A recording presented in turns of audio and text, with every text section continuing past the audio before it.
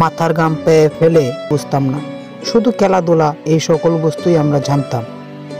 কিন্তু আস্তে আস্তে যখন আমরা বড় হই তখন আমরা বুঝতে পারি, না, আমার পরিবার, আত্মীয় স্বজন, টাকা পয়সা এই সব কিছুই আমার আপন। এই জগতে সুখ, দুঃখ, আনন্দ, বেদনা এই সব কিছুই আমার আপন। কিন্তু তার ঊর্ধ্বেও কিছু আছে, সেটা কি আপনি ভেবে দেখেছেন?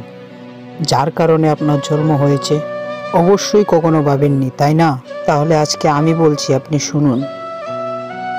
আপনার জন্ম শুধুমাত্র এই কারণেই হয়েছে যেন আপনি আপনার কর্মের মাধ্যমেই ঈশ্বরকে খুঁজে বার করতে পারেন। আপনার জন্ম মূলত ওই কারণেই হয়েছে, তাহলে আজ থেকে আপনি আপনার কর্মের মাধ্যমে ঈশ্বরকে খুঁজতে শুরু করুন। তারপর তিনি স্বয়ং আপনাকে নিজের কাছে ডেকে নেবে। আর সেই ডেকে নেওয়া মৃত্যু না, সেই ডেকে নেওয়াকেই ভক্তি বলে। আপনার জন্মের মূল উৎসই হলো ভক্তি।